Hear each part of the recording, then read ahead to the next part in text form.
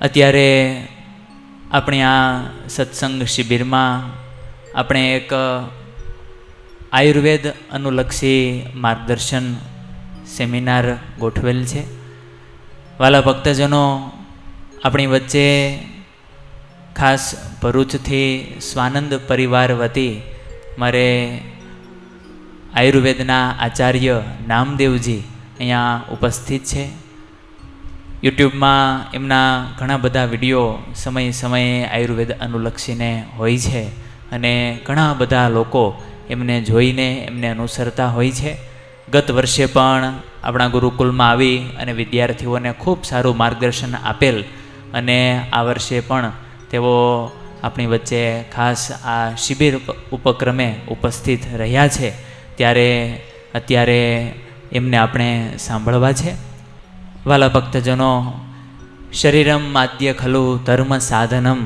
શરીર છે તો એના દ્વારા આપણે ભગવાનની ભક્તિ, સેવા, પૂજા વગેરે કરી શકીએ છીએ.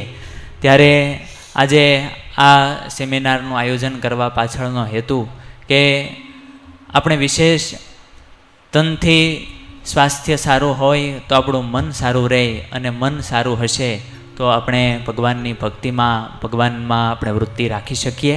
ત્યારે આવો, આજે અહીંયા તમામ મોટાભાગના વડીલ ભક્તો ઉપસ્થિત છે. ત્યારે આ સમયને અને ઉંમરને અનુલક્ષીને તેઓ આયુર્વેદ અનુલક્ષી માર્ગદર્શન આપશે. માનનીય નામદેવજી. આપણા જીવનમાં ધર્મભક્તિ કેવી રીતે આવે એ ઉદ્દેશના ધ્યાનમાં રાખીને 2 દિવસની આ સત્સંગ શિબિરમાં પધારેલ આપ સૌ વડીલોને, પૂજ્ય સંતોને હું નમન કરું છું. અને આ અત્રે ઉપસ્થિત થવાનો મને જે સૌભાગ્ય મળ્યું છે એ માટે હું પૂજ્ય તમામ સંતોનો આભારી છું, ઋણી છું. આપણે વાત કરી એવી રીતે કે આપણે આવ્યા છીએ તો જીવનનું ખરેખર બહુ મોટું લક્ષ્ય છે. મારે જે વાત કરીને કે ભાઈ તુલસીદાસે કીધું ને કે ભાઈ મનુષ્ય દેહ મળ્યું એ જ બહુ મોટું દુર્લભ છે, બહુ મોટું દુર્લભ. અને બહુ ઊંચા ઉદ્દેશ માટે આપણે અહીંયા ઉપસ્થિત થયા છે. ને શરીર એનું માધ્યમ છે. શરીર નિરોગી હોય તો સારી રીતે એ ભગવાનનું ભજન થાય. અને વર્તમાન સમયની અંદર ગુજરાતમાં એક કહેવત છે, હાંધા એટલા વાંધા. આખા ભારતનું જો સર્વે કરવામાં આવે તો સૌથી વધારે સાંધાના દુખાવાના પેશન્ટો, અને એવું સર્વે પણ થયું છે, જેને આપણે ની રિપ્લેસમેન્ટ કહેવાય, નવા ઘૂંટણ નાખી દે. પરંતુ જે ભગવાને નાખી દીધા છે એવા અટાણે સુધી એવું કોઈ વિજ્ઞાન નિર્માણ નથી થયું કે ભગવાને જે ઘૂંટણ નાખી દીધા ને એવું કોઈ નાખી દે. વિજ્ઞાને બહુ પ્રગતિ કરી, એમાં શંકાને સ્થાન નહીં. પરંતુ કહે ને કે ધર્મ વગરનું વિજ્ઞાન અને વિજ્ઞાન વગરનું ધર્મ એ પાંગળું છે. તો આ અમૂલ્ય માનવ દેહ મળ્યો છે, એનું વિજ્ઞાન જો આપણને સમજાય ને તો ખરેખર પ્રભુને કૃતજ્ઞતાનો કોઈ પાર નથી. પરંતુ વર્તમાન સમયની અંદર આપણે સારી રીતે ભજન કરી શકીએ, આપણું શરીર નિરોગી રહે, સ્વસ્થ રહે. અને એટલા માટે સ્વસ્થ રહે કે ઠાકર મારો વાલો, મારો ભગવાન, મારો ઘનશ્યામ, મારો મહારાજ એ મારા ભીતરમાં બેઠો છે, નાભી કમળમાં બેઠો છે. હૃદયના પ્રત્યેક ધબકારે એ અવાજ કરી રહ્યો છે. મારી શ્વાસોના આવગમન સાથે જે મને પ્રાણ પૂરી રહ્યો છે, તો એનું આ ખોળિયું એ ઘર છે, એ સ્વસ્થ રહે. એ ભાવના સાથે આજે આપણે આ વિષયની વાત કરીશું. અત્યારે લગભગ બધા વડીલો છે, આમ કહીએ તો સિનિયર સિટીઝનો છે. આપણે એવું શું કરીએ કે આપણે નિરોગી રહીએ, સ્વસ્થ રહીએ અને છેલ્લા શ્વાસ સુધી ભગવાનનું સારી રીતે ભજન કરી શકીએ. એમાં આયુર્વેદનો આપણે કેવી રીતે સહારો લઈ શકીએ એની આપણે થોડી વાત કરવી છે. સાથે સાથે વર્ષા ઋતુ પણ ચાલે છે. વાત કરીને કે ભાઈ અષાઢ આવશે, હવે એમાં હવે રીંગણ ન ખાવાના હોય, તેની પાછળનું બહુ વિજ્ઞાન આપણા ઋષિમુનિઓ આપણને કહીને ગયા છે. આવરે વરસાદ, ઢેબરિયો વરસાદ, ઊની ઊની રોકલીને પનીર ટીકાનું શાક નથી, કેમ કારેલાનું કીધું અને કેમ શાક કીધું? કારેલાનું જ્યુસે ન કીધું, ન કે જ નહીતર તો એ ક્યાં ઉજ્જવળા યોજના હતી? એ આવો વરસાદ હોય, લીલા લાકડા હોય, કોઈ ગેસના બાટલા ન હોય, તોય આવરે વરસાદ, ઢેબરિયો વરસાદ, ઊની રોટલી ને કારેલાનું શાક. અટાણે નથી કહેતા કારેલાનું જ્યુસ પી લો ને, જ્યુસ પી લો ને, જ્યુસ પી લો ને. એ વડવાઓ પાસે ઉજ્જવલા યોજના નહોતી, ગેસના બાટલા નહોતા, વરહતો વરસાદ હતો, મહિનાની હેલી હાલતી હતી, તો એ લોકો બળતણ લાવીને કારેલાનું શાક બનાવતા હતા. આ વડીલો એટલે ખરેખર એમના જ્ઞાનને અદ્ભુત વંદન છે. વરહતો વરસાદ હોય એટલે વાતાવરણમાં ભેજનું પ્રમાણ વધારે હોય, અને એમાં જો તમે કાચું કારેલું ખાઓ, કાચરેલાનું જ્યુસ વગેરે પીઓ તો વાયુ વધારે. એટલે કારેલાનું શાક છે, ઊની રોટલી છે, એમાં વઘાર રૂપે શુદ્ધ તેલ આપણે નાખ્યું છે, રાઈ નાખ્યું છે, જીરું નાખ્યું છે, બધા મરી મસાલા નાખ્યા છે. એ કડવો રસ વાયુ વધારે, પરંતુ એનું જ્યારે શાક બનાવો, ઊની રોટલી સાથે ખાઓ, ઘાણીના તેલ સાથે ખાઓ, બધા મરી મસાલા નાખીને ખાઓ તો એ વાયુને શાંત કરે. આવું અદ્ભુત વિજ્ઞાન લોકગીતમાં આપણને આપી દીધું. પણ જે સરળ મળે ને એની આપણને કિંમત નહોતી હોતી. ઓલા ડૉક્ટર કહે ને કે અમેરિકાના ઘૂંટણ નાખવા છે કે ભારતના? ના, અમેરિકાવાળા નાખો, છેટીથી આવ્યા ને હારા હોય. પરંતુ એ સહજ મળી જાય એની આપણને કદર હોતી નથી. તો એ વિજ્ઞાન અદ્ભુત છે. તો વડીલો બધા બેઠા છે, આપણે નિરોગી રહીએ, સ્વસ્થ રહીએ, હાંધાના દુખાવા, કમરના દુખાવા, ઘૂંટણના દુખાવા ન થાય, આનંદથી મંદિરે જઈ શકીએ, હરિનામ લઈ શકીએ, બેસીને ભગવાનનું ભજન કરી શકીએ, અડધો કલાક બેસીને માળા કરી શકીએ. તો શું કરવું જોઈએ? વર્ષા ઋતુ આવે ત્યારે આપણા શાસ્ત્રોની અંદર વર્ષા ઋતુનું આગમન થાય એટલે આદ્રા નક્ષત્ર કહેવાય, કે જે લગભગ 22 જૂને શરૂ થયું હતું. એટલે વાતાવરણમાં ભેજની શરૂઆત થાય. એ ભેજને ટાળવો હોય, વર્ષા ઋતુની અંદર માત્ર વાવણી થાય એવું નહીં, રોગોની પણ વાવણી થાય.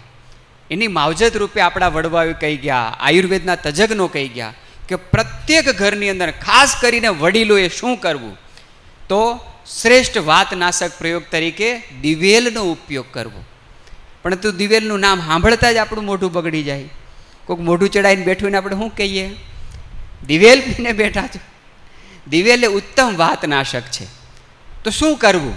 તમામ વડીલોએ વર્ષા ઋતુ દરમિયાન અષાઢ અને શ્રાવણ 2 મહિના શું કરવું? જેટલો બને એટલો આપણે દિવેલનો ઉપયોગ કરવો. હવે નાના બાળકોને ન ભાવે, યુવાનોને ન ભાવે તો શું કરવું?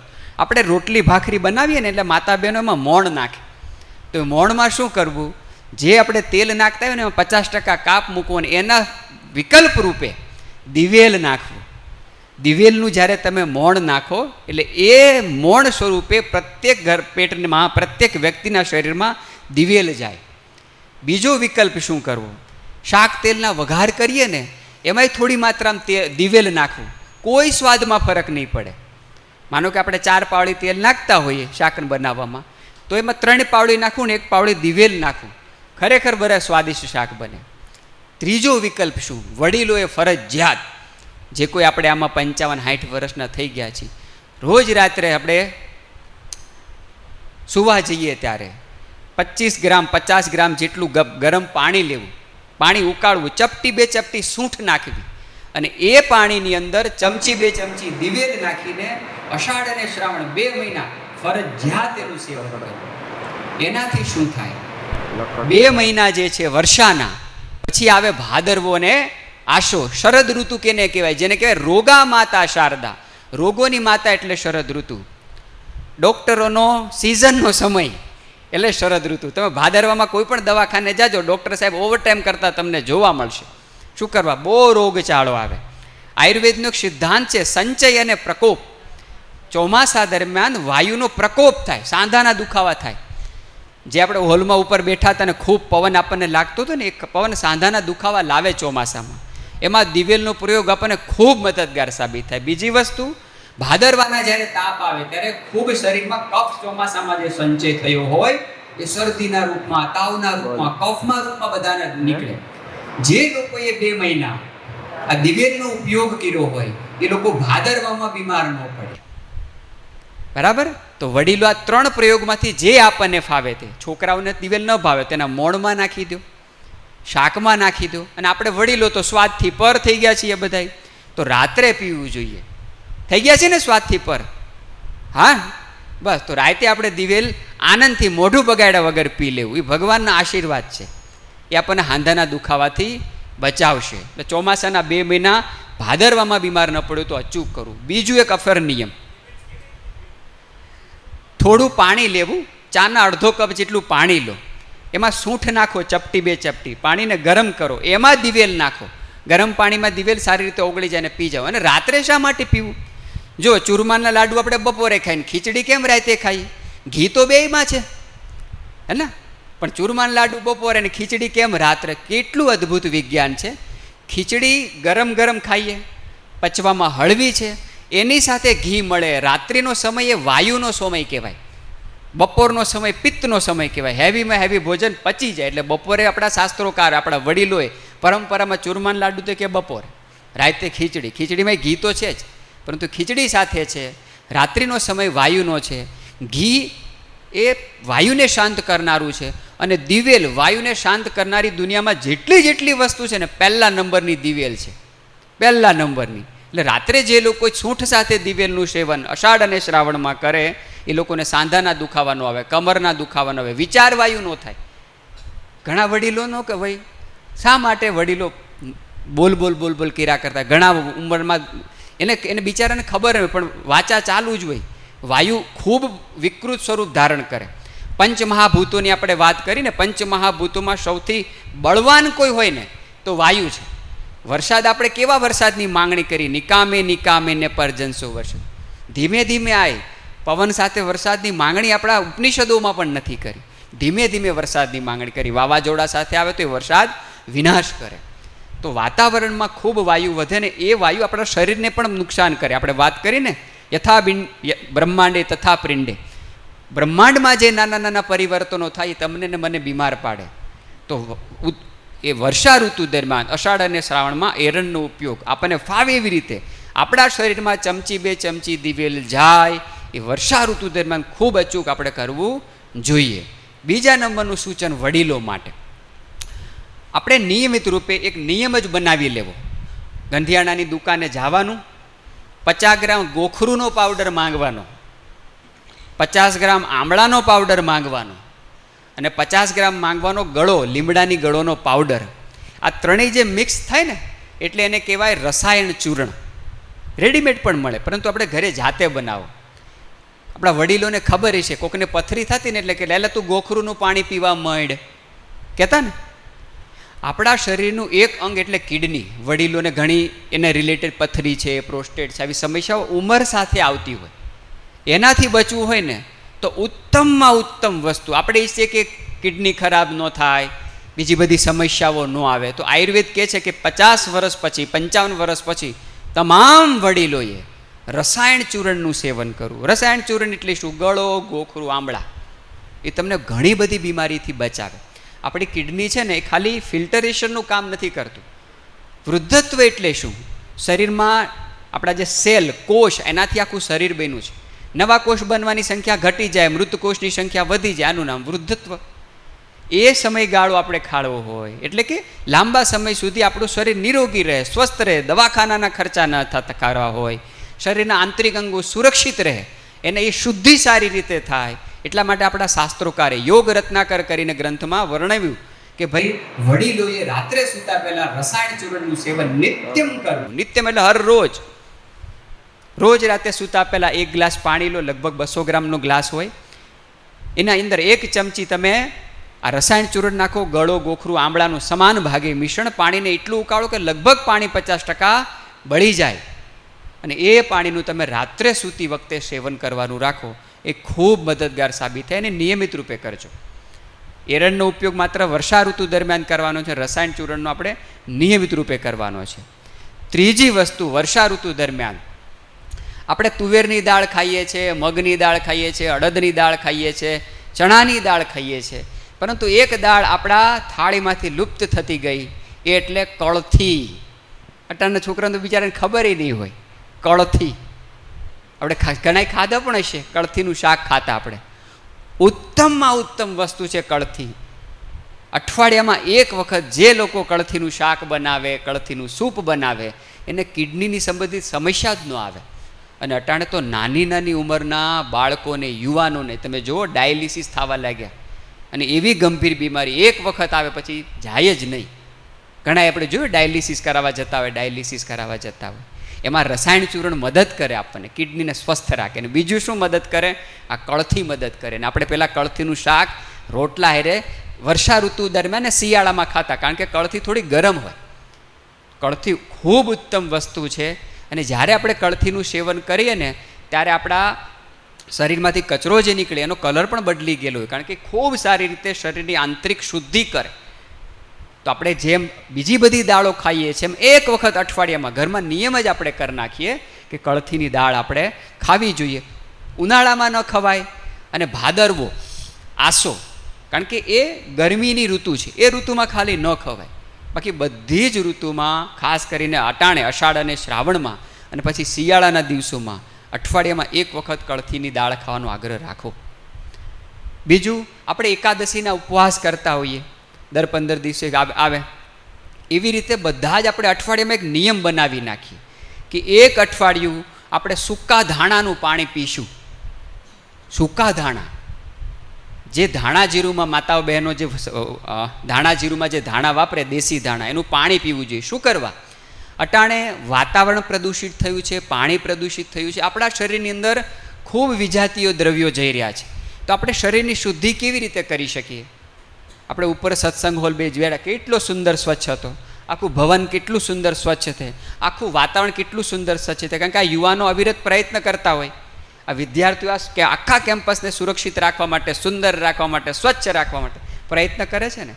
એમ આજે ધાણા જે છે ને, ઈશ્વર આપણને શુક્ર આપ્યા છે, એ ખાલી મસાલા રૂપે નથી. જુઓ, શિયાળામાં આપણે લીલા ધાણા હોય, જેવો ઉનાળો આવે, અટાણે તો 12 માસ મળતા થઈ ગયા, પણ વડીલું માતા બહેનોને ખબર છે પહેલાં ઉનાળામાં ધાણા ન આવતા, અટાણે આવે છે તો એ ખાવા લાયક નથી જે ઉનાળામાં હોય. દેશી ધાણા જે હોય એ આપણે શિયાળામાં વાવીએ અને માર્ચ એપ્રિલના સમયમાં મસાલાની સિઝન આવે એટલે નીકળી જાય.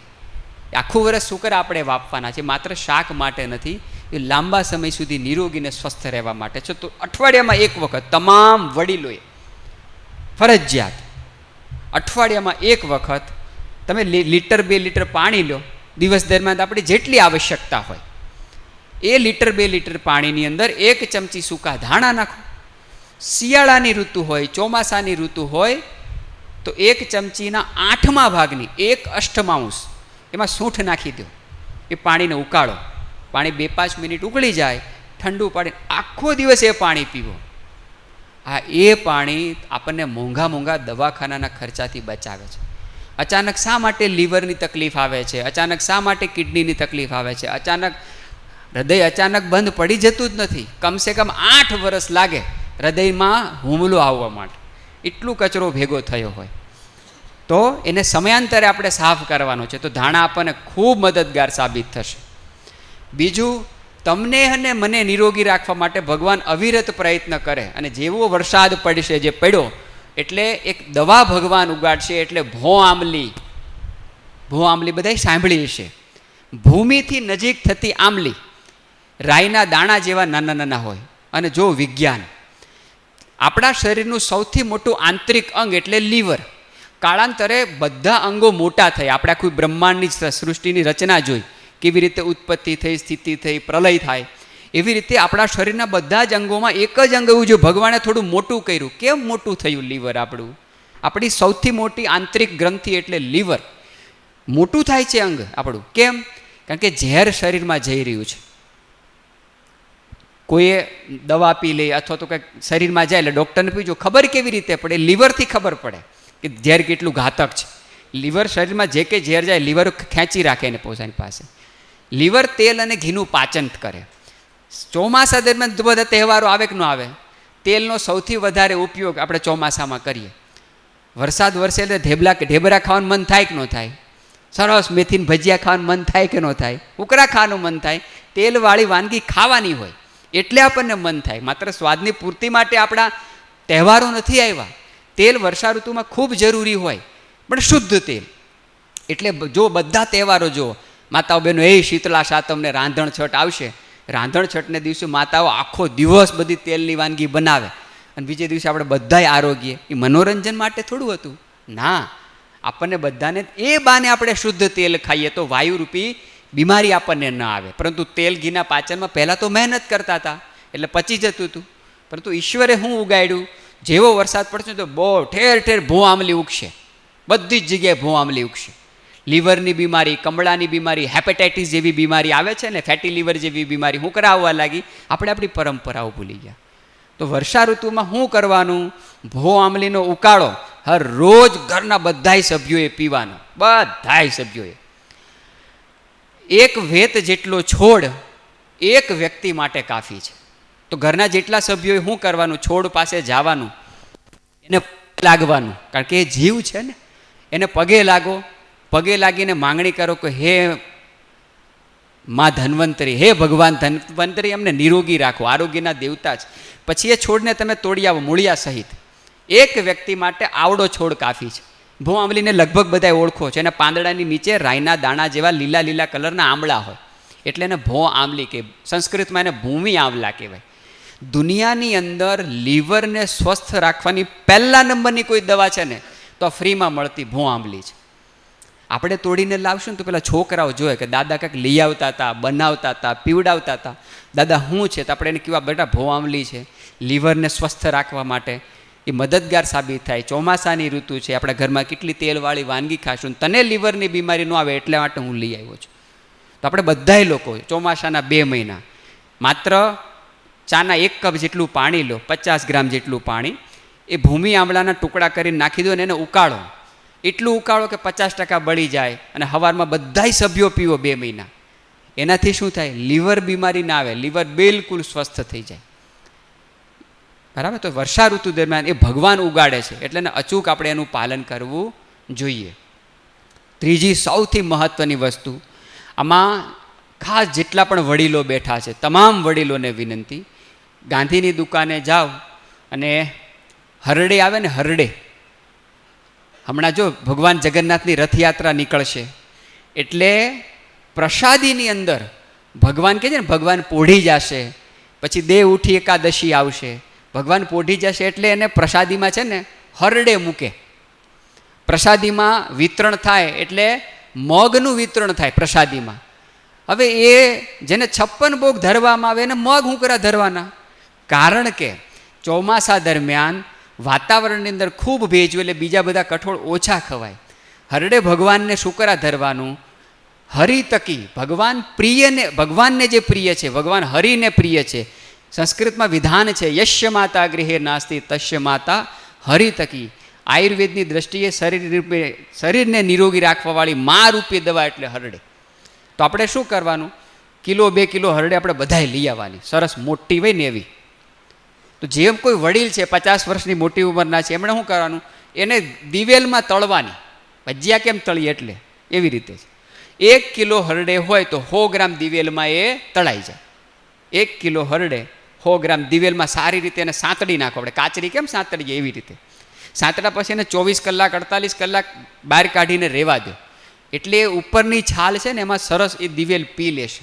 પછી હથોડી કે દસ્તા લઈને તો ઉપરની છાલ કાઢી નાખો. તમે થોડું આમ મારશો હથોડી એટલે છાલ નીકળી જશે, ઠળિયો નીકળી જશે. આને કરી નાખો પાવડર તમે.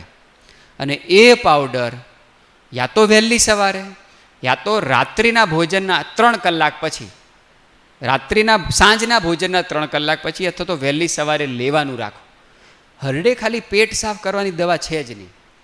નિત્ય સેવનમ જેને કીધું ને કે જે હરરોજ સેવન કરી શકાય, એમાંની બહુ ઓછી, આંગળીના ટેરવે ગણી શકો એટલી જ ઔષધિ છે, એમાં હરડે છે. હરડે એવરી ડે હરરોજ લેવાની છે. બરાબર? તો વડીલ લોકોએ દિવેલ સાથે લેવી. યુવાન કોઈ પણ હોય, ઘરમાં 35 વર્ષના 25 વર્ષના યુવાનો હોય, એણે આવી રીતે ઘી સાથે લેવી, હરડે ઘી સાથે લેવી. અને બાળકોએ મધ સાથે લેવી. શા માટે બાળકોએ મધ સાથે? નાનું બાળક કોઈ પણ હોય 14 વર્ષથી નાનું, એના શરીરમાં કફની પ્રધાનતા વધારે હોય, કફ વાળું વાતાવરણ. મધ સાથે હરડે લે. હરડે કેવી હોય? તુરી હોય. મધ સાથે હરડે લે એટલે કફનું શમન થાય. યુવાન હોય એમાં અગ્નિની પ્રધાનતા વધારે હોય, પિત્ત હોય, તો એને ઘી સાથે લેવી જેથી પિત્તનું શમન થાય. શરીર જ્યારે પાલિત્ય આવે 50 વર્ષની ઉંમરનું આસપાસનું થાય એટલે શરીરમાં વાયુની પ્રધાનતા આવે ત્યારે પછી પેલું દિવેલ આવે એટલે આપણે દિવેલ સાથે લેવી. આ હરડે કરે શું? રસોડું. બહુ અદ્ભુત માવડીઓ સમજજો. રસોડું. ખાટો રસ, ખારો રસ, તીખો રસ, ગળ્યો રસ. ખાટા રસ સ્વરૂપે ત્યાં લીંબુ હતું, ગળ્યા રસ સ્વરૂપે ગોળ હતો, તીખા રસ સ્વરૂપે મરચું હતું, ખારા રસ સ્વરૂપે મીઠું હતું. તો કડવા અને તુરા રસ સ્વરૂપે શું હતું? જે આપણે કાઢી નાખ્યું એ દાંતણ હતું. બધાને ખબર છે દાંતણ કરવું જોઈએ, કરવું જોઈએ. કરે છે કોણ? કરે જ કોઈ? બધાને ખબર છે ને, આમાં કાંઈ વેદ ભણવાની જરૂર. બધાને ખબર છે દાંતણ કરવું જ જોઈએ. બરાબર? તમે કર્યું છે, બધાએ કર્યું છે, પણ હવે નથી કરતા, કારણ કે ઓલું સુલભ થઈ ગયું, બહુ સરળતાથી મળતું થઈ ગયું. દાંતણ મેળા માટે થોડા પ્રયત્ન, ગામડાઓમાં જે પ્રયત્ન ન કરવા પડે, પણ શહેરમાં ઓછા પ્રયત્ન કરવા પડે, પણ એલું એટલું સુલભ થઈ ગયું કે તુરો રસ શરીરને મળતો બંધ થઈ ગયો. શા માટે? નાના નાના બાળકો હાઈપર એક્ટિવ થઈ જાય છે, ગુનાહિત પ્રવૃત્તિઓ કરે છે. તુરો રસ છે ને એ આપણી આધ્યાત્મિક ઉન્નતિ માટેનો હતો. અને વર્ષા ઋતુ દરમિયાન શરીરમાં આવી બધી સમસ્યાઓ વધે એટલે ભગવાનને આપણે પેલી હરડે ધરીએ, કારણ કે સ્વાદમાં ખૂબ તુરી છે. અને એના વિકલ્પ રૂપે, તુરા રસના વિકલ્પ રૂપે એને નિત્ય સેવનમ કીધું. એ બાને તુરો રસ જશે. તો વડીલોએ દિવેલ સાથે, યુવાનોએ ઘી સાથે, અને 14 વર્ષથી નાના બાળકોએ મધ સાથે. કેટલી લેવી? બાળક નાનું હોય, 12 વર્ષથી નાના હોય તો એનો પાવડર કરો તો 1 ચમચીના ચોથા ભાગનો કાફી છે. યુવાન હોય તો એને અડધી ચમચી કાફી છે. વડીલ હોય 50 વર્ષ, 55 વર્ષ, 60 વર્ષ થઈ ગયા હોય એણે 1 ચમચી એ લેવી જોઈએ. એનાથી શું થાય? શરીરમાં સત્વગુણ પ્રધાનતા વધે, ભગવાન તરફની પ્રીતિ જાગે, બીજા બધી ચર્ચાઓમાં આપણું મન ન જાય. તુરા રસની પૂર્તિ રૂપે એટલા માટે આપણને હરડે આપવામાં આવી. અને છેલ્લે અંતિમની વસ્તુ કે આપણે ફરી દાંતણની પરંપરા ઊભી કરીએ, કારણ કે ગુજરાતમાં નાની નાની ઉંમરના બાળકોમાં ખૂબ બીમારીનું પ્રમાણ વધ્યું છે. આપણે fast food, packet food, junk ફૂડની બધી વાતો કરી ગયા છે, એટલે આપણા યુવાનોને બધાને ખબર છે. પરંતુ દાંતણ શા માટે જરૂરી છે? આપણું ગુજરાત 2023થી કેન્સરમાં પહેલા સ્થાને છે. પહેલાં પંજાબ હતું, હવે કેન્સરમાં છે. અમદાવાદ ભણતા તે મુશ્કેલથી 2 કે 3 હોસ્પિટલો કેન્સરની હતી. અત્યારે જુઓ તમે, ખૂબ બીમારીઓ વધવા લાગી છે. તો વડીલોને વિનંતી કે આપણે ફરી દાંતણની પરંપરા ઊભી કરીએ. શું કરવા જરૂરી છે? કણજીનું દાંતણ, લીમડાનું દાંતણ, બાવળનું દાંતણ, આંબાનું દાંતણ, બોરસલીનું દાંતણ, અઘેડાનું દાંતણ, અરે આંકડાનું પણ દાંતણ. લગભગ 14 પ્રકારના દાંતણોનું વિધાન છે. એમાં કણજી છે, બાવળ છે, આ નિત્ય સેવનમ દાંતણ કીધા છે. કરવા જ જોઈએ. શું કરવા જોઈએ? આપણે સૂઈ જાય છીએ, મહારાજજી અંદર આપણા શરીરમાં બેન સૂતા નથી, હવે અવિરત જાગે છે. બરાબર? તો જ્યારે આપણે સૂઈ જઈએ છીએ, સવારે આપણે બધાએ અનુભવ્યું હશે કે આપણી જે લાળ હોય ને થોડી વધારે થિકનેસવાળી હોય, ચીકણી હોય. એ લાળની અંદર ભગવાને 2 કુદરતી તત્વો મૂક્યા હોય, જેને લાઇઝોઝાઇન અને ઓરમ કહેવાય. દુનિયાની અંદર આપણને બધાને નિરોગી રાખવા, સ્વસ્થ રાખવા, કેન્સર જેવી ભયાનક બીમારીથી બચાવવા માટે આ 2 તત્વો ખૂબ જરૂરી હોય. પણ તમારા ગાડીને ચલાવવા માટે ખાલી પેટ્રોલથી નથી ચાલતું, સાથે સાથે ઓઇલ પણ જોઈએ. એમાં 2 કુદરતી તત્વો લાઇઝોઝાઇન અને ઓરમને તુરો રસ જોઈએ. હવે જો આપણા વડીલોનું શું જ્ઞાન હતું, એને ભલે આ વિજ્ઞાનની ખબર નહોતી, પરંતુ નિરોગી રહેવા માટે, સ્વસ્થ રહેવા માટે એને દાંતણ આપ્યું. જ્યારે તમે દાંતણ ચાવો એટલે પેલા લાઇઝોઝાઇન અને ઓરમ બધા દાંતણ જો યા તો કડવા છે યા તો તુરા છે. એ તુરો રસ જ્યારે તમારા દાંત સલાઈવા સાથે ભળે, એ જાય ત્યારે અહીંયા આવે 2 કાંકડા આવે ને, ટોન્સિલ, એને જ્યારે તુરો રસ મળે ત્યારે એ સ્વચ્છ થાય. ત્યાં કફનું જે આવરણ હોય નીકળે. પછી આવે થાઇરોઇડ ગ્લેન્ડ. ખૂબ થાઇરોઇડની બીમારી માતાઓ બહેનોને વધી છે. એના ઉપર કફનું આવરણ થઈ જાય, થાઇરોઇડમાં હોર્મોન્સનું સિક્રેશન ના થાય. જ્યારે દાંતણ કરો એટલે એ તુરા રસ જ્યારે થાઇરોઇડ નડે, થાઇરોઇડ જેવી બીમારી ના આવે. એથી પછી આવે તમારી આપણું પેટ, સ્ટમક. એમાં જ્યારે તુરો રસ જાય ત્યારે એસિડિટી જેવી સમસ્યા ના આવે, એસિડ રિફ્લેક્શન જેવી સમસ્યા ના થાય, ચામડીની બીમારી ના આવે. આટલું અદ્ભુત વિજ્ઞાન હતું એ દાંતણનું. અને આજે પણ અમેરિકામાં દાંતણ ખૂબ ઊંચા ડોલરના ભાવે વેચાય છે. તમે સર્ચ કરજો. કારણ કે ત્યાં કણજી નથી, ત્યાં લીમડા નથી, ત્યાં બોરસલી નથી. એ લોકો પાસે જે હતું એ બનાવ્યું. પરંતુ વારે વારે પેલું એડવર્ટાઇઝમેન્ટ આપીને, ટીવીમાં બતાવીને આપણે બધા વિચાર કરો, એક ઘર એવું બતાવો કે જેમાં બજારમાં વેચાતી વસ્તુ ના હોય, દાંતણ હોય. લગભગ નહીં હોય. તો આપણે ફરી જાગ્યા ત્યારથી સવાર બાળકોને બચાવવા માટે, નિરોગીને સ્વસ્થ રહેવા માટે આપણા, કારણ કે તમારી પાસે અદ્ભુત જ્ઞાનનો ખજાનો છે, તો વિજ્ઞાન સાથે આપણે લોકોને સમજાય કે ફરી દાંતણની પરંપરા ઊભી કરીએ. નથી મળતું, ચાલો ઉદાહરણ તરીકે નથી મળતું, બરાબર, તો શું કામ કરશે? આ હરડે કેવી છે? તુરી છે. ખાલી આમળા, હરડે, બહેડા, ત્રિફળા જેને કહીએ ને, જેમ રસાયણ ચૂર્ણમાં 3 વસ્તુ હતી, ગળો, ગોખરું, આમળા, એમ ત્રિફળા પાવડર લઈ આવો, એમાં ચપટી 2 ચપટી મીઠું નાખીને એ દાંત ઉપર ઘસી નાખો. આપણે કોઈ કંપનીની કોઈ પેસ્ટની આપણે જરૂર નથી નિરોગીને સ્વસ્થ. દાંતણ મળે તો ખૂબ સારું, તાજો રસ જશે, અને ન મળે તો આટલી વસ્તુઓ છે, આટલી વસ્તુ આપણે ખાસ કરવી જોઈએ નિરોગીને સ્વસ્થ રહેવા માટે. વર્ષા ઋતુ આવે છે, એકાદશીનો ઉપવાસ ને બધું આપણે ખાસ જાણીએ છીએ. આપણામાંથી જે કોઈ 50 વર્ષ 60 વર્ષના થયા છે એ લોકોએ ધીરે ધીરે દળેલું અનાજ પોતાના ભોજનમાંથી ઓછું કરવું જોઈએ, રસાહાર તરફ જવું જોઈએ. બને એટલું મગનું સૂપ છે, દૂધી, તુરિયા, કારેલા, કંટોલા, પરવર, આવા બધા શાકને સારી રીતે બાફીને એનું રસ પ્રદાન સરસ બાફીને એનું સેવન કરવું જોઈએ. કારણ કે હવે આપણી જઠરાગ્નિ મંદ થાય, પાચન શક્તિ મંદ થાય ને એવા સમય દરમિયાન આપણે ભારે ભોજન, ગુરુ ભોજન લીધા કરીએ તો એ બધી જ ભોજન પછી દવાખાને ખર્ચા રૂપે જાય છે. તો નિયમિત રૂપે આપણે સરસ ભોજન, સવારના ભોજનમાં સિઝનના ફળ ખાઈ લેવાય ડાયાબિટીસ ન હોય તો, અથવા તો દૂધી, તુરિયા, ગલકા, કોળું, પરવર, મગને બાફીને તેનું સૂપ પી લેવાય.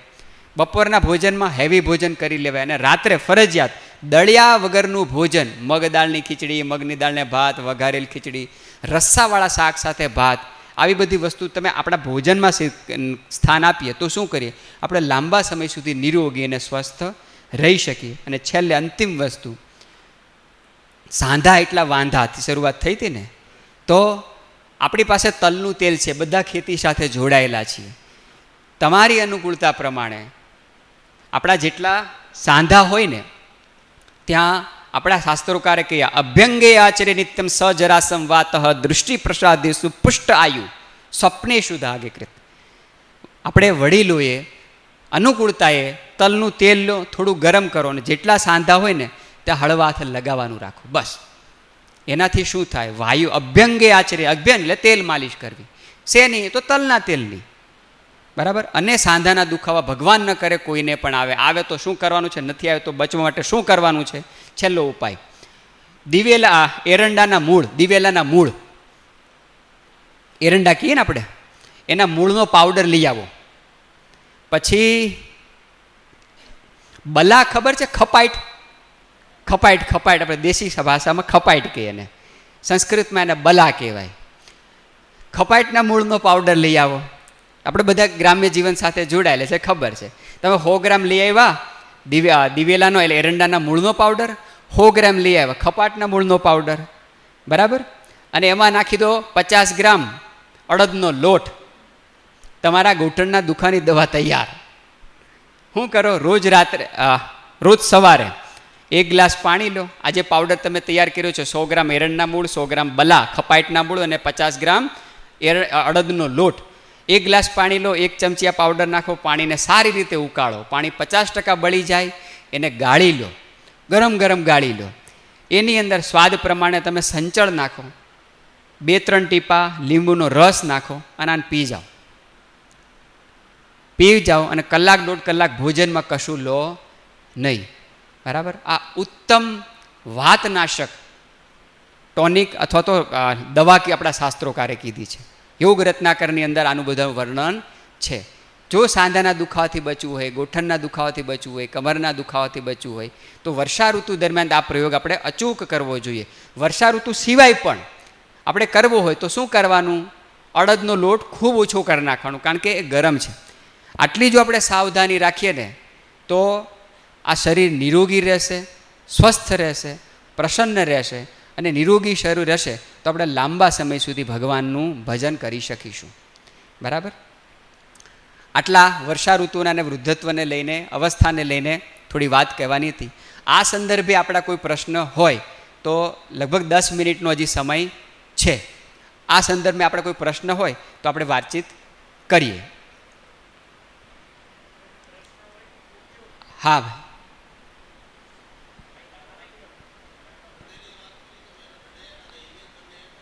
હરડે અને હિમેજ બંને એક, હા બંને ફળ એક જ છે, પણ કેમ નાની હોય તો ખાખડી, મોટી થઈ જાય તો કેરી.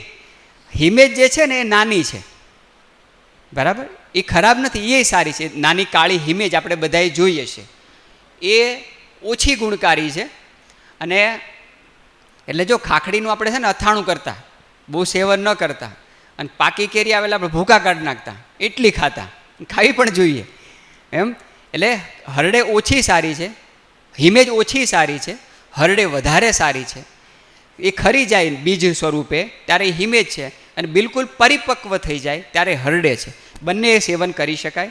રાત્રે એના લેવાનો ઉત્તમ સમય ભોજનના 1 પ્રહર પછી, એટલે લગભગ 3 કલાક પછી વધારે સારો. જે લોકોને રાત્રે વહેલા ઉઠવું મજબૂરી, ન ઉઠી શકતા હોય એવા લોકોએ રાત્રે લઈ લેવું.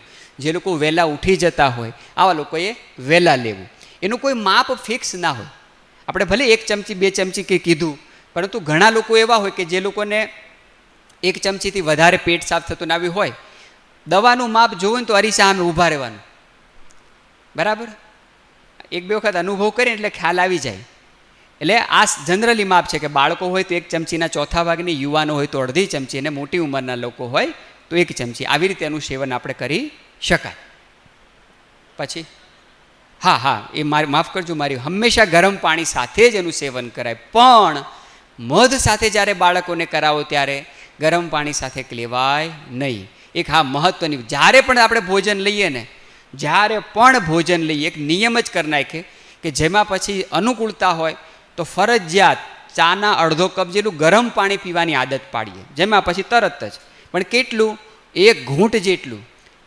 પણ ઘણાની 1 ઘૂંટ 2 ગ્લાસ જેટલી હોય, બરાબર. એટલે 20 થી 25 ચાના અડધો કપ જેટલું. પણ કેવું પાણી? તો ગરમ પાણી. કારણ કે તેલ અને ઘી જ્યારે થાય ને તો એને પાચન માટે 3 વસ્તુ કીધી. યા તો ચોખ્ખી છાશ જોઈએ, જે હજી આપણે મળે છે, યા તો શ્રમ જોઈએ, જે તમે બધા કરો છો, અને ત્રીજી વસ્તુ ગરમ પાણી. તેલ અને ઘીના પાચન માટે માનો કે ચોખ્ખી છાશ મળે તો બહુ સારું, ન મળતી હોય તો તમે શ્રમ કરતા હોય તોય પચી જાય. ત્રીજી વસ્તુ ન મળે, તે ચોખ્ખી છાશ ન મળતી હોય, શ્રમ ન કરતા હોય, તો એ લોકો તેલ અને ઘીના પાચન માટે ફરજિયાત જમ્યા પછી થોડી માત્રામાં ગરમ પાણી પીવાનું રાખવું. તો હરડે યુવાનોને વડીલોએ ગરમ પાણી સાથે લેવી. બાળકને આપવાની હોય તો ગરમ પાણી ન લેવાય, કારણ કે મધ જ્યારે કોઈ ઉષ્ણ વસ્તુ સાથે મિક્સ થાય તો વિરુદ્ધાહારની શ્રેણીમાં આવે. એટલે બાળકોને એમને ચટાડ દો, એને ગરમ પાણી આપવાની જરૂર નથી. સાંજના ભોજનના 3 કલાક પછી વહેલી લો તો કે નુકસાન નથી કરતી, ઉત્તમ સમય એ કહેવાય. ભોજનનું પાચન થઈ જાય પછી તમે લો, આપણે લઈએ ને તો એ વધારે મદદગાર સાબિત થાય. જય સ્વામિનારાયણ. તમે કીધું કે અહીંયા હા જેમાં પછી ગરમ પાણી પીવાનું, પણ જમતી વખતે ઠંડી છાશ પીતા તો શું કરવાનું? ઠંડી છાશ, આ ફ્રીજ છે ને, એટલે આ બધી વસ્તુ, છાશ હું કરે આપણા વડીલોએ આપી ખબર. જો આખું ભારત આપણે ફરો ને તો છાશ પીવાનું સૌથી વધારે ચલણ આપણા સૌરાષ્ટ્ર, કચ્છ અને રાજસ્થાનમાં છે. તમે જોઈએ, તમે હરિદ્વાર જાશો તો કોઈ છાશ પીતું તમને આપણને નહીં જોવા મળે, ઓછા જોવા મળશે. કેમ આ વિસ્તારમાં વધારે? કે આપણા વડીલોને અદ્ભુત જ્ઞાન છે. આ વિસ્તારમાં છે ને આપણે ઘી પણ ખૂબ ખાતા. તમે બદ્રીનાથ, કેદારનાથ, બિહાર જાઓ તો એ લોકોના ભોજનમાં ઘી ન હોય, જરૂર પણ ના હોય. આ આપણો વિસ્તાર છે ને સૂકો વિસ્તાર, ડ્રાયનેસ વધારે, વાતાવરણમાં રુષ્કતા વધારે, એટલે ખૂબ આપણે ઘી તેલ ખાતા અને જરૂર પણ હતી.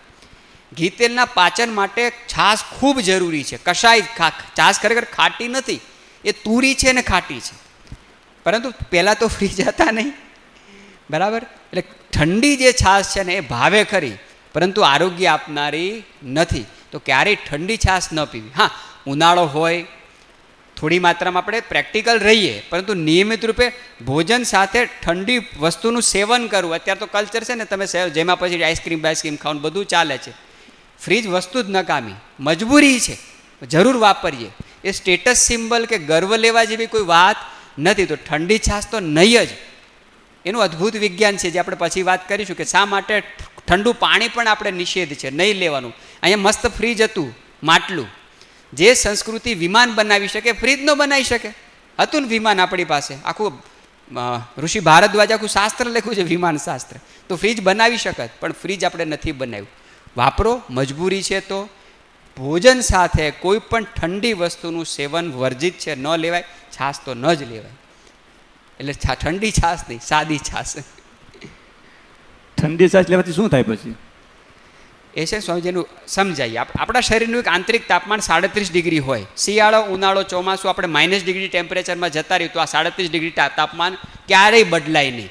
શિયાળામાં શા માટે સ્વેટર પહેરવું પડે છે, ઉનાળામાં શા માટે સુતરાઉ કપડાં પહેરવા પડે છે? કારણ કે 37 ડિગ્રી તાપમાન આપણે જાળવી રાખવાનું છે.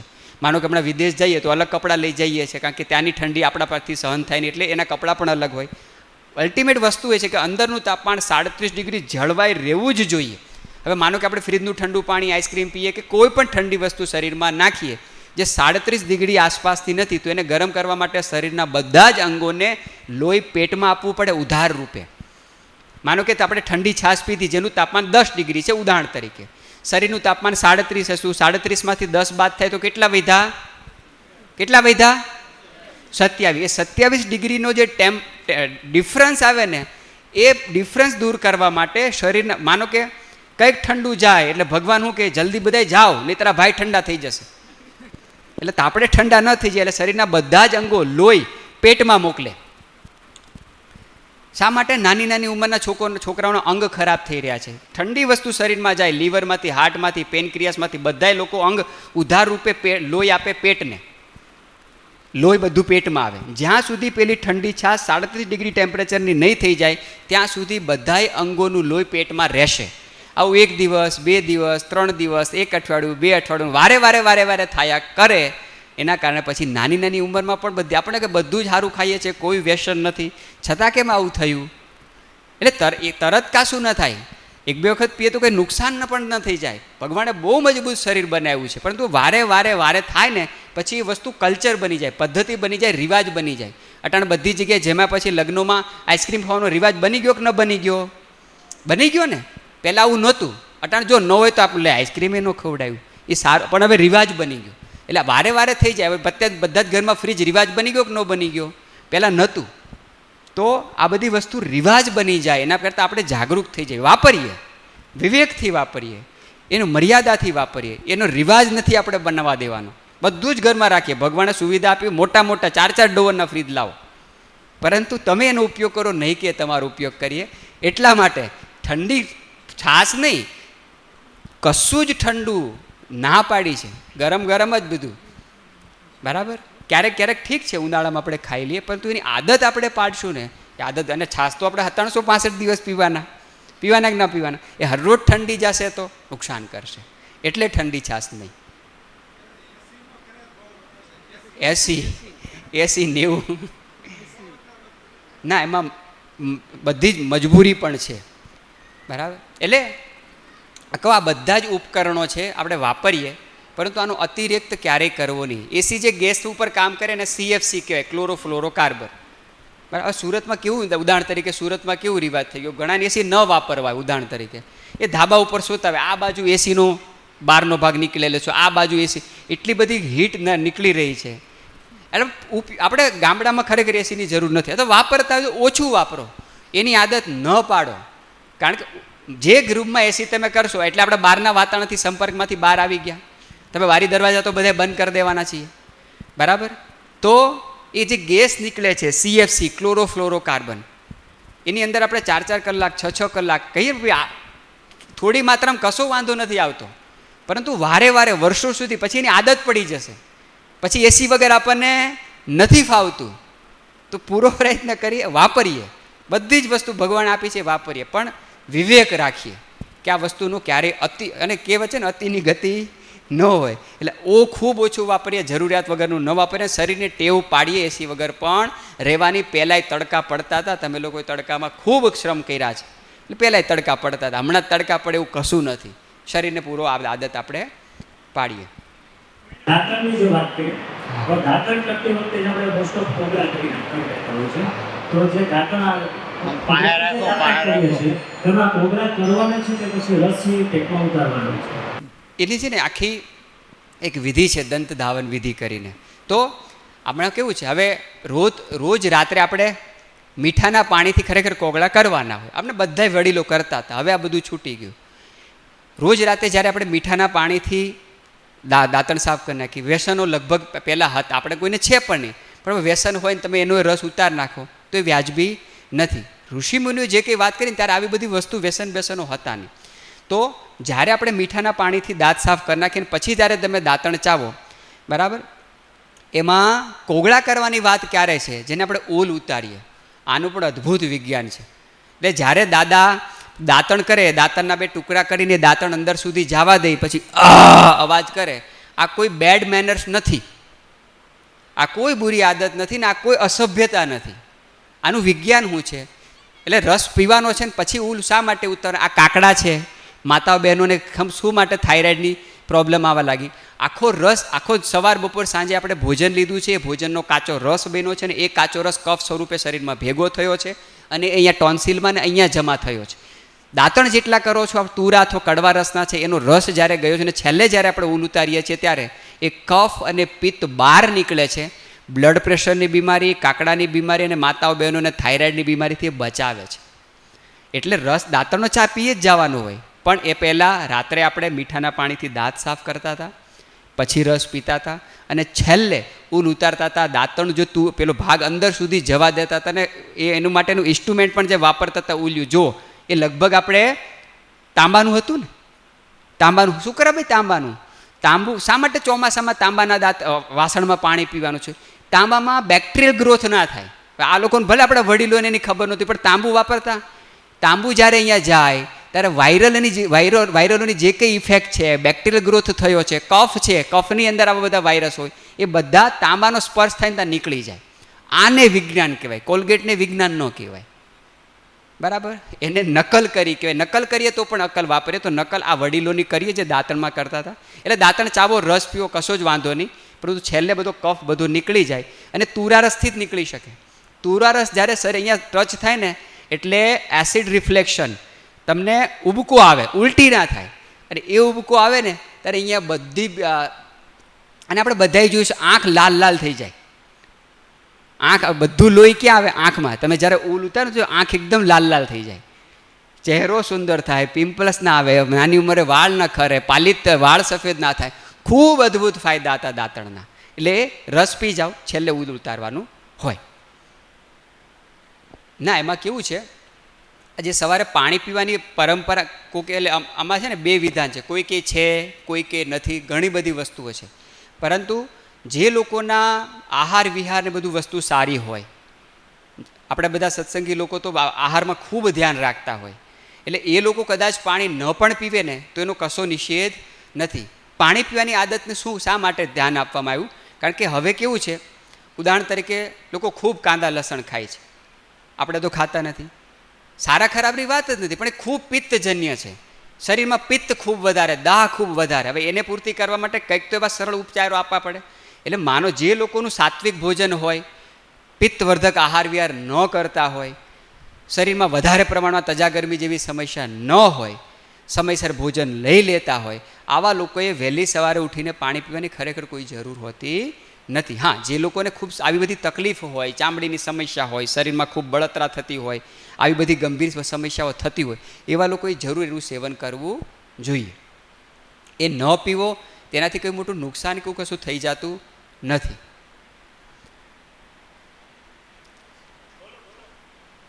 હા,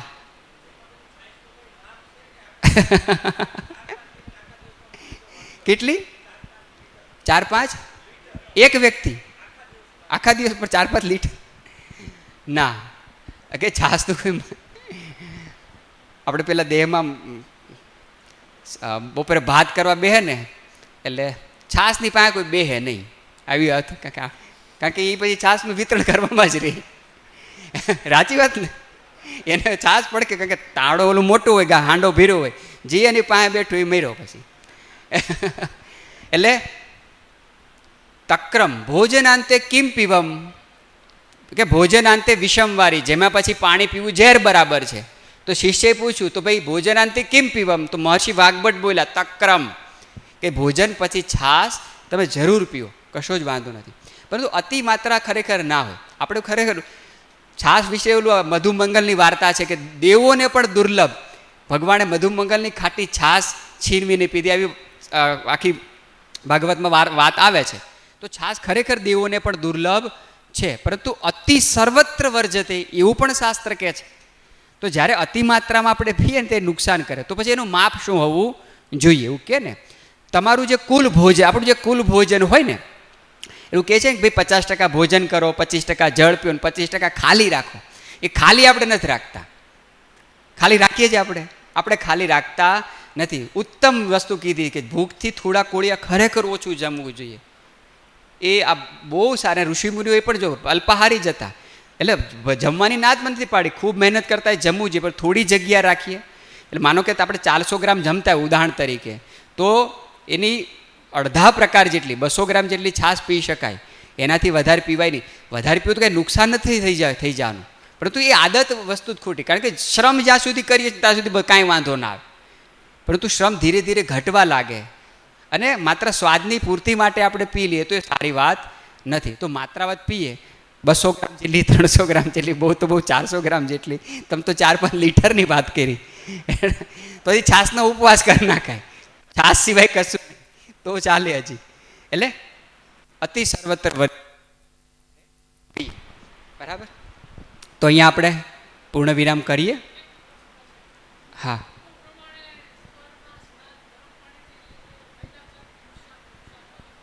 હા, જો આ ઠંડા પાણીથી નાવું કે ગરમ પાણીથી નાવું ને, આ ખરેખર બહુ પહેલો પ્રશ્ન છે. ખરેખર આપણે બધા કહેતા હોય, પરંતુ શિયાળાની ઋતુ હોય, શિયાળાની ઋતુ ખૂબ ઠંડીવાળું વાતાવરણ હોય, તો નિયમિત રૂપે આપણે ઠંડા પાણીથી ખરેખર ના નાહવાનું હોય. ગ્રીષ્મ ઋતુમાં ઠંડા પાણીથી જ નાહવાનું હોય, બરાબર. એટલે ઋતુઓને ધ્યાનમાં રાખ, હંમેશા નિયમિત રૂપે ઠંડા પાણીથી ના હોય. પણ ઠંડા પાણીની વ્યાખ્યા પણ શું? જો હવે આપણું પહેલાં પાણીનો સ્ત્રોત શું હતો? તો ઘરમાં ભૂગર્ભ ટાંકા હતા. કોઈના ધાબે સિન્ટેક્સના ટાંકા નહોતા હતા. એ ભૂગર્ભને ટાંકાનું પાણી તમે લેવો ને તો જોજો તમે, જેને રૂમ ટેમ્પરેચર કહેવાય, એ 37, એ ઠંડુ ખરેખર ના હોય. નદીનું પાણી ક્યારેક ખૂબ ઠંડુ હોય છે, કૂવાનું પાણી ક્યારે અતિરિક્ત ઠંડુ નથી હોતું. એટલે એ આપણા વડવાઓ કહી ગયા ને ઠંડા પાણીથી સ્નાન કરવું જોઈએ, બિલકુલ સાચ. પણ કયા ઠંડુ પાણી? નદીનું ઠંડુ પાણી હોય, ભૂગર્ભ જળના ટાંકાનું ઠંડુ પાણી હોય, અથવા તો પેલું કૂવાનું ઠંડુ પાણી હોય તે હોય. સિન્ટેક્સના ટાંકાનું ઠંડુ પાણી ન કહેવાય. એટલે ઠંડા પાણીની વ્યાખ્યા શું એ ખાસ આપણે પહેલાં સમજીએ. પેલું ધાબા ઉપર આખી રાત ટાંકામાં મૂકીએ તો એ ઠંડુ નથી, અતિ ઠંડુ છે. એ ઠંડા પાણીનો નિષેધ છે. બાકી આ બધા જે ઉપકરણો જે ઘર રાખ્યા છે એ ઠંડુ પાણી હોય. એ તમે જોજો, શિયાળાનું પણ ઠંડુ જે પાણી હશે ને, એ એટલું બધું ઠંડીનું એ જે 3 જગ્યાએથી આવતું હશે. તો નદીનું પાણી તો ઉષ્ણ પણ હતું, એટલું બધું ઠંડુ નહોતું. એટલે એ ઠંડુ પાણી આપણા શાસ્ત્રોકારે વાત કરી છે કે તારે આ બધી વસ્તુઓ નથી. એવું ઠંડુ પાણીથી જરૂર સ્નાન કરવું જોઈએ. કહેવાનો મતલબ એ છે કે આપણું શરીરનું જે તાપમાન છે ને 37 ડિગ્રી, એની આસપાસનું પાણી હોવું જોઈએ. પણ ખૂબ ગરમી હોય, ખૂબ ઠંડીનું વાતાવરણ હોય, એવા સમય દરમિયાન થોડું હુંફાળું પાણી, નવશેકું જેને પાણી કહેવાય, જે આપણે પાણી પી શકીએ એવા પાણીથી સ્નાન કરવું આપણા શાસ્ત્રોકારે કીધું છે, કોઈ ના પાડી નથી. અને જ્યાં જ્યાં ઠંડા પાણીની વાત આવે છે ને, એ ઠંડુ પાણી એટલે આ ઠંડુ પાણી, યા તો તમારા ઘરે ભૂગર્ભ ટાંકો હોય, યા તો કૂવો હોય, યા તો નદી હોય. આ 3 આપણી પાસે સાધનો હતા પાણીના સ્ટોરેજ કરવા માટે. વડીલોને ખબર પણ છે, લગભગ આપણા ઘરે પેલી નાની નાની સિમેન્ટની ટાંકીઓ હતી, ગોળ ગોળ ટીપણા જેવી જ. આપણે પાણી એમાં ભરતા ને એ જ પાણીથી સ્નાન કરતા, કારણ કે પેલું બીજું તો હતું નહીં. અને એ પાણી રૂમ ટેમ્પરેચરનું હતું, ઠંડુ હોવા છતાં પણ અતિ ઠંડુ ક્યારેય હતું નહીં. સિન્ટેક્સના જે ટાંકાથી આપણે નહીં, કે પછી કીધું છે આપણા શાસ્ત્રોએ, ધર્મગ્રંથોએ કે ઠંડા પાણીથી સ્નાન કરવું જોઈએ, કીધું છે. પરંતુ કયા ઠંડા પાણીથી? આ ઠંડા પાણીથી. કંઈ ખબર આપણને ન ખબર તો શું કરો? રાત્રે ડોલ ભરી લો, પ્લાસ્ટિકની નહીં, ટીનની ગમે એ ડોલ ભરી લો, એ રૂમમાં મૂકી દો, એ ઠંડા પાણીથી સ્નાન કરો, પેલા ઠંડા પાણીથી નહીં. એવી રીતે ઠંડા પાણીથી આપણે સ્નાન જરૂર કરવું જ જોઈએ. અતિ ગરમ પાણીથી સ્નાન કરાય નહીં. હે? પણ એ કેટલો સમય હોય? કેટલો સમય હોય? 1 માસ હોય. એ કરવું જોઈએ. આપણે કરીએ, આપણી પરંપરામાં છે કે માઘ સ્નાન આપણે કરવું જોઈએ, વહેલી સવારે કરવું જોઈએ ને માટલાના પાણીથી જ કરવું જોઈએ. 1 મહિના પૂરતું શું કરવા હોય? કારણ કે, અને કોને કીધું છે? લગભગ વિદ્યાર્થી જીવનમાં હોય. શું કરવા હોય? કારણ કે શરીરનો એક નિયમ છે. જો આપણે જ્યારે પાણી રેડીએ ને, તો આપણે બધા અનુભવીએ, પેલું ડબલું ઠંડુ લાગે, પછી નથી લાગતું. બોલીએ કે નથી બોલી? એક બે મગ નાખી દો પછી ઠંડુ નહીં લાગે. શું કરવા? શરીર પોતાનું તાપમાન તુરંત સેટ કરી દે એ પાણી સામે સસ્ટેન કરવા માટે. એટલે 1 મહિનો માર્ગસ્નાન આપણે કરીએ, જે કરવું જ જોઈએ, એ નિરોગી રહેવા માટે જરૂરી છે. પરંતુ આખો શિયાળો આપણે નથી કરતા હોતા. 1 મહિનો જરૂર કરવાનું જોઈએ, કારણ કે એ નિરોગી રહેવા માટે ખરેખર જરૂર છે. બ્રહ્મચર્ય જીવનમાં તો હોવું જ જોઈએ. એટલે વિદ્યાર્થી જીવનમાં એટલા માટે આપણે ગુરુકુળોમાં પરંપરા છે કે બાળકોને માટલાના પાણીમાં આખો મહિનો આપણે સ્નાન કરાવવું જોઈએ.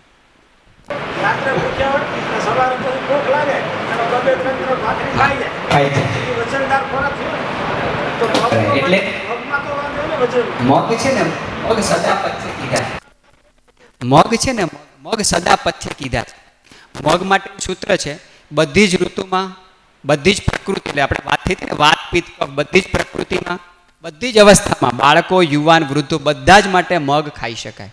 એટલે જ્યારે પારણા કરવાની વાત છે ને ત્યારે સ્વામીજીએ વાત કરી હતી કે હંમેશા કેવું હોય કે આપણે ઉપવાસ કર્યો છે, શુક્રા કર્યો છે કે ભાઈ શરીર, મન, આત્મા જેટલું બને એટલું આપણે ભગવાનની નજીક જઈએ અને સ્વસ્થ રહીએ. હવે એવા સમય દરમિયાન આપણે જ્યારે ઉપવાસ કરીએ એટલે શું થાય જુઓ, એનું અદ્ભુત વિજ્ઞાન છે. આપણે ભોજન ન લઈએ પણ લાળ તો બનવાની છે. એક સ્વસ્થ વ્યક્તિ કે જેને વ્યસન નથી એ લગભગ એના શરીરની અંદર 500 થી 750 ગ્રામ લાળ બન્યા કરે. હવે આપણે ભોજન નથી લીધું, એ લાળ તો ગઈ, તો એ લાળ શું કરશે? આપણા શરીરની અંદર જ્યાં કંઈ પણ ગંદકી છે, દુનિયાની અંદર નોબેલ પારિતોષિક કહેવામાં આવે ને, કોઈ એક વિષય માટે 2 વ્યક્તિને નોબેલ પારિતોષિક મેળવ્યા બહુ ઓછા વિષય છે. એમાં એક વિષય છે ઉપવાસ. જાપાનની અંદર ઓટોફેજીની પ્રક્રિયા છે, જેને એટલે ઉપવાસ જ. જાપાનના વૈજ્ઞાનિક ઓહોસુમી યોહોનુની કરીને એક વૈજ્ઞાનિક જેને ઉપવાસ ઉપર નોબેલ પારિતોષિક મળ્યું. તો જ્યારે આપણે ઉપવાસ કરીએ પછી ભારે ભોજન લઈએ તો આપણે શું કરીએ છીએ? આપણે આ જિંદગીભર પૈસા નાની નાની બચત કરીને એક દિવસમાં વાપરી નાખી. તો આટલા વર્ષો આપણે મહેનત કરી હતી અને એક દિવસમાં વાપરી નાખવા માટે નહોતી કરી, એક સારા ઉદ્દેશ માટે કરી હતી. તો આટલો સખત આપણે ઉપવાસ રહ્યા છીએ, આટલી બધી ભગવાને લાળ બનાવી છે, એ આપણે તરત હેવી ભોજન નાખીને ખર્ચી નાખીએ છીએ. તો હંમેશા પારણા કરીએ ત્યારે પૂરો પ્રયત્ન કરવો, ખૂબ ઓછું ભોજનથી કરવું. ખરેખર ભૂખથી 50% જ જમાય, અમુક વસ્તુ જ જમાય. પછી એમાં ભજીયાન, અડદિયાન, 3-4 ભાખરી ન ખાઈ લેવાય. એનાથી શું થાય કે આપણને કંઈ નુકસાન તો થતું નથી. એ નુકસાન તત્કાલ ન ખબર પડે, એ આપણી આધ્યાત્મિક ઉન્નતિમાં, આપણી માનસિક સ્થિતિમાં અને આપણે શરીર રીતે સ્વસ્થ રાખવા બહુ વિઘ્નો ઊભા. કારણ કે લાળ બધી વેસ્ટ જતી રહે.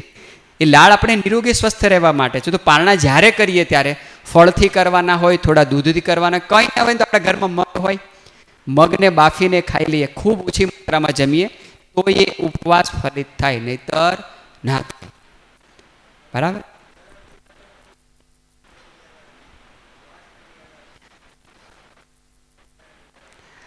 જો આપણે છેલ્લો પ્રશ્ન, નહીતર હું આનો આપણે સમયનું ખાસ ધ્યાન, એલર્જીની વાત કરીને. એલર્જી એટલે શું? શરીરમાં કંઈક એવું ગયું છે જેનું પાચન નથી થયું, જે બહાર નીકળવા માટે પ્રયત્ન કરી રહ્યા છે અને કોઈ રિપોર્ટ ધ્યાનમાં ના એટલે આવી જાય એલર્જી. પછી સ્કિનની હોય અથવા તો શ્વસન, 2 પ્રકારની એલર્જી સૌથી વધારે હોય, ચામડીની અને શ્વસન તંત્રની. જે લોકોને ચામડીની એલર્જી હોય ને એના માટે સારામાં સારી વસ્તુ છે આ ભૂ આમલી. ચામડીની એલર્જી કંઈક પણ રિએક્શન આવે એટલે ખંજવાળ આવવા લાગે. જે લોકોને શ્વાસની એલર્જી હોય, કોઈક પરફ્યુમ અત્તર છાંટે તો ઉધરસ ચીકુ આવવા લાગે, અગરબત્તી સળગાવી તો ચીકુ આવવા લાગે. એના માટે દુનિયાની સારામાં સારી વસ્તુ ભોરીંગણી. ભોરીંગણી કે ભોરીંગણી શું કહો? હે ને, એક જ એવું પ્લાન્ટ છે જે વરસાદ આવે તો બળી જાય અને ઉનાળામાં એને જોબન આવે, પેલા પીળા કલરના ફળ આવે. ભોરીંગણી કયો શું કહો ને? ભોરીંગણી.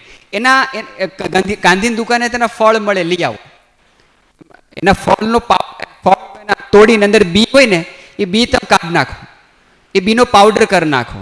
જે લોકોને શ્વસન તંત્રની એલર્જી હોય, રિસ્પિરેટરી સિસ્ટમ, 1 ચપટીએ ભોરીંગણીના બીજનો પાવડર લો, અડધી ચમચી મધ સાથે મિક્સ કરીને પેસ્ટ કરી નાખો. 1 જ ચપટી હો, અને અડધી ચમચી મધ. આ જે ચાટણ તૈયાર થાય ને, સવારે, બપોરે, સાંજે, રાત્રે ને ચાટી જાઓ. જે લોકોને શ્વસન તંત્રની એલર્જી છે, ફેફસા રિલેટેડ સમસ્યા છે, એના માટે દુનિયાની સારામાં સારી વસ્તુ એટલે કંટકારી એટલે ભોરીંગણી. અને જુઓ, હવે ભાદરમાં આવશે ને શરદી ઉધરસ કફની બીમારી આવશે, 5 મિનિટ ખાલી લઈ, માફ કરજો. નાના બાળકોને જ્યારે પણ શરદી ઉધરસ કફ આવે, આડેધડ દવાખાને ન લઈ જાઓ.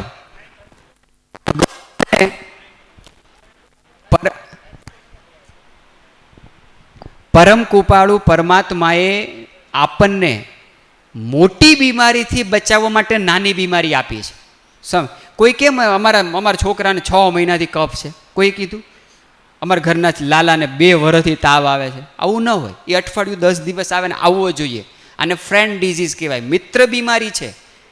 અને આપણે નાના હતા એટલે નાકમાંથી ગંગા જમના ચાલુ જ હતી. જેવા મોટા થયા એટલે કુદરતી બંધ ન થઈ ગઈ. હવે નાના છોકરાને આવે જોજે, નાના છોકરા તમને રૂપાળા લાગશે, ચોખ્ખા લાગશે આજની જનરેશન, પણ બીમાર સૌથી વધારે હોય. આપણે નાના હતા એટલે અહીં રૂમાલ લોલો લટકતો જ હોય, કે બધાને જ લટકતો હોય, એટલે પેલું ગિલ્ટી ફીલ જેવું થાય નહીં. અત્યારે છોકરાને લટકાવો તો પેલું લાગે આ શું કર્યું છે, મમ્મીઓને ગમે નહીં. પરંતુ એ સારી નિશાની નથી. બાળકને શરદી ઉધરસ કફ થઈ જાય ને, અરડુસીનો રસ મધ સાથે પીવડાવી દો, અથવા તો આ ભોરીંગડીના બીજનો પાવડર કીધો ને, 1 ચપટી પાવડર લ્યો, 1 ચપટી અડધી ચમચી મધ સાથે મિક્સ કરો ને ચટાડો. ઘરમાં કોઈ પણ શરદી ઉધરસ કફ થાય, આડેધડ દવાઓનો ઉપયોગ ન કરો. કારણ કે બાળકોને દમા અસ્થમા ન થઈ જાય, બાળકોને નાની ઉંમરે હૃદય ન બંધ પડી જાય, બાળકોને નાની ઉંમરે લીવર કિડની જેવી બીમારી ન આવે, એટલા માટે આપણને શરદી ઉધરસ તાવ કફ ભાદરવામાં થાય અને થવા જોઈએ. ભાદરવામાં બીમાર પડીએ ને તો ખરેખર ભગવાનને 2 દંડ વધારે કરજો. મોટી બીમારી ના આવે ને એટલે આપણને નાની બીમારી ભગવાન આપે છે. શાસ્ત્રમાં એને ફ્રેન્ડ ડિઝીઝ, મિત્ર બીમારી કીધી છે. આપણે શું કરીએ, દવા લઈને દબાઈ દઈએ છીએ, પછી ચામડીની બીમારી થાય છે, લીવરની બીમારી થાય છે, નાની નાની ઉંમરના બાળકોને પંપ ફૂંકરા લેવા પડે છે. આ મિત્ર બીમારી જ્યારે આવી ત્યારે આપણે આડેધડ દવાઓનો મારો કર્યો. તો જ્યારે આવે ત્યારે ઉપવાસ કરાવડાવો, મગનું પાણી પીવડાવડાવો, સૂંઠનું પાણી પીવડાવડાવો. તાવ આવે ને ત્યારે લંઘનમ પરમ ઔષધમ, ઉપવાસથી ઉત્તમ કોઈ દવા નથી. આપણે ઉપવાસ આવે વધારે ખાઈએ. નાનું બાળક છે, નથી સમજતું, ચણા ખવડાવો, ડાળિયા ખવડાવો, મમરા ખવડાવડાવો, મગને બાફીને એનું સૂપ પીવડાવડાવો, અઠવાડિયું આવી રીતે ખવડાવડાવો. અરડુસીનો રસ મધ સાથે આપો, ભોરીંગડીનું આ આપો, લીમડાની ગળોનો ઉકાળો આપો. આટલું કરો એટલે અઠવાડિયામાં બાળક સ્વસ્થ થઈ જાય. પરંતુ આ ભાદરવામાં આડેધડ દવાઓ ન લો. આ દવાઓ દુનિયાના કેટલાય દેશોમાં પ્રતિબંધિત છે ને આપણે બાળકોને આડેધડ આપીએ છીએ. આ દવાઓ ખૂબ ઘાતક છે. અણુબોમ્બે જેટલું નુકસાન નથી કર્યું ને એટલું નુકસાન પેરાસિટામોલે કર્યું છે. તો ઋતુનું ધ્યાન રાખીએ, પ્રકૃતિનું ધ્યાન રાખીએ. ભગવાને ખૂબ સુંદર વ્યવસ્થા કરી છે આપણને નિરોગીને સ્વસ્થ રહેવા માટે. તો આપણે સદા નિરોગી રહીએ, સ્વસ્થ રહીએ. 2 દિવસની આ શિબિરમાં આપણે અહીંયા આવ્યા છીએ તો તનથી, મનથી અને આત્માથી જેટલું બને એટલું આપણે ઈશ્વર તરફ જઈએ. તો આ શિબિરનું જે નરસિંહ મહેતાનું જે એક સૂત્રી છે, ભૂતળ ભજન પદાર્થ મોટો, એ આપણે સાર્થક કરી શકીશું. ને એમાં આયુર્વેદની આ નાની નાની વાતો આપણને મદદરૂપ થશે તો આપણું જીવન ખરેખર ધન્ય થશે. હું ખૂબ સદભાગી છું ઋષિઓને, પરંપરાઓને અને આયુર્વેદને વંદન, અને ખાસ કરીને આ સારા વિષય માટે મને જે અહીંયા આમંત્રણ આપવા માટે આવ્યું એટલા માટે તમામ સંતોનો ખરેખર ઋણી છું. તમે ઘણો સમય સુધી આરામેથી આ વિષયને ન્યાય આપ્યો એ માટે આપનો આભાર. તમે હંમેશા નિરોગી રહો, સ્વસ્થ રહો, પ્રસન્ન રહો. આપણે બધાએ જે ઉદ્દેશ્ય માટે અહીંયા ધરતી પર આવ્યા છે એ ઉદ્દેશ આપણે બધાએ ભેગા મળીને સાર્થક કરીએ એવી ભગવાન સ્વામિનારાયણ ચરણોમાં પ્રાર્થના. સૌને વંદે માતરમ અસ્તુ. જય સ્વામિનારાયણ.